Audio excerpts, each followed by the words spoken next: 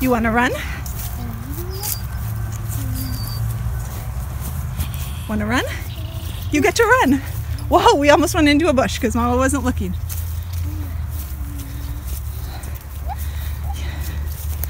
You get to run.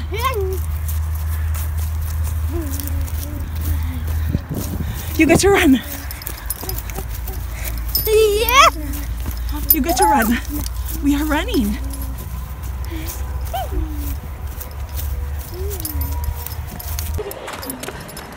Running. You see yourself, huh? Run, we're gonna run. A lot of people have suggested that we try to run the eloping out of Maggie. Basically take her and run her to try to get her to stop eloping, which in the past is something we've tried. When she was 5, we spent the summer taking her to a track and just letting her run.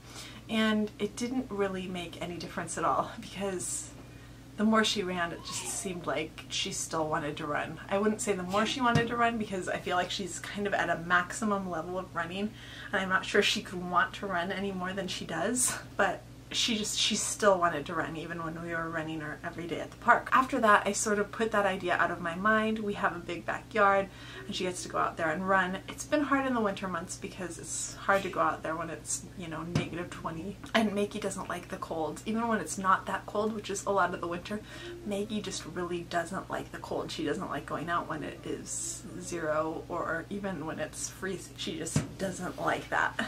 She'll go out for a little bit, but she's always the first kid back in, so she really doesn't get her wiggles out. But since these last couple big eloping incidents, I've been thinking it over, and at the same time, she has a new harness for the school bus that she came home with. It comes home with her every day. When it came home, I really started having ideas for a way that she could go running, because it's hard even to take her to a track and run with her now because she's really fast.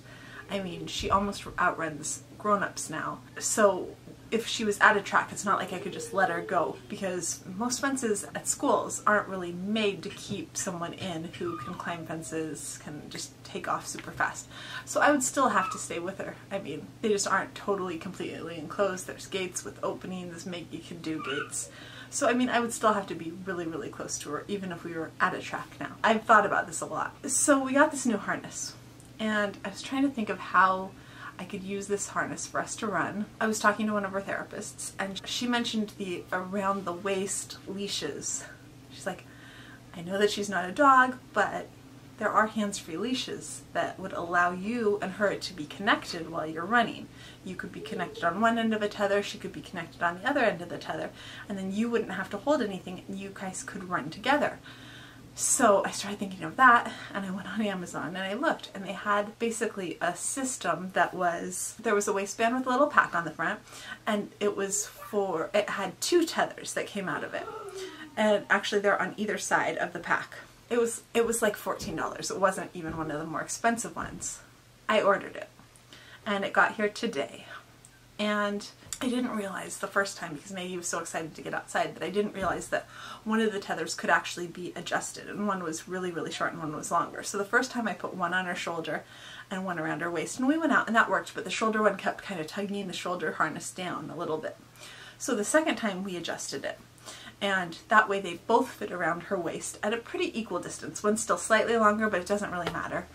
And we went out and we ran a second time. And the first time, I would say for the first 30 seconds, she was pretty resistant to the idea. Like she saw that she was going to be on this tether connected to me and she was a little bit mad. And then I said, go run. And she was like, go run? And I was like, yeah, go run. We're gonna run. And she started laughing and smiling. And at that point, the other 3 kids were with my parents, so it was just me and Tessie and Maggie. So I had Tessie in a backpack and Maggie, and we ran around the block.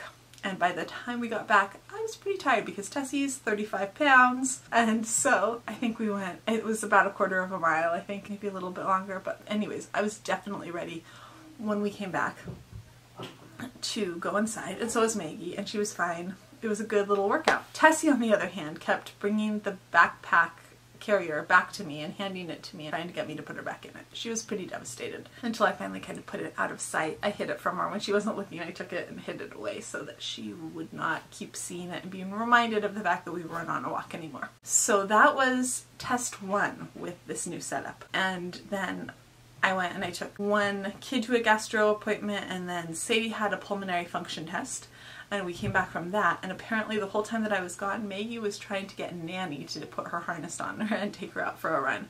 So when we got back, I put her harness on her and I took her for another run around the block. It went really, really well again. Only this time she was super resistant to the idea of coming back. She was a little bit tired, but she definitely was not ready to come inside. So that's something we're definitely going to have to work on. But also, I mean, these were just both 2 times that we didn't have a lot of time to go out and do this. We were just kind of trying it out and getting used to it. So I definitely want to carve some time into our schedule for me and her every day to go out, maybe in the mornings. I'm hoping to be able to do it at least on the mornings when Paul doesn't have court early, to be able to take her out before Tessie goes to school, maybe before she goes to school, and run with her every day. Just really try to get some of this energy out and hopefully just let her get some of her love of running out so that she gets that running in that she apparently really, really needs. I don't know if it will decrease the eloping, but I just hope it helps. The other thing that we really worked on was we did a lot of stopping. We'd run and then I would say stop and we would stop.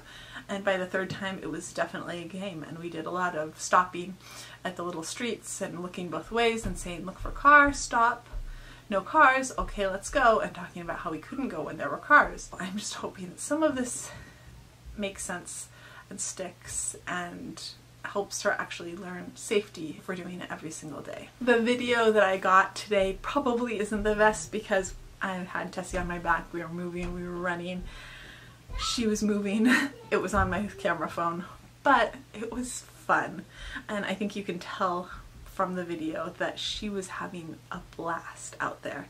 So this is definitely something that we are going to be doing, I hope, every single day. It's going to get easier once her schedule opens up this summer, and then next year we're going to have some really major changes coming up that I am excited about. She is going to have a lot more free time next year, and running is going to be a really big part of our life next year. I'm hoping that maybe she and I can do some 5Ks together next year, because she tells me she loves running and it's pretty obvious that she does. I will definitely keep you updated on whether or not we see a decrease in her eloping and whether this whole stop thing actually starts to work off of the tether too. That is it for today. If you like this video, we would love it if you would hit that thumbs up button. If you're interested in all things autism, we would love it if you'd hit that subscribe button, and I'll see you tomorrow. Bye.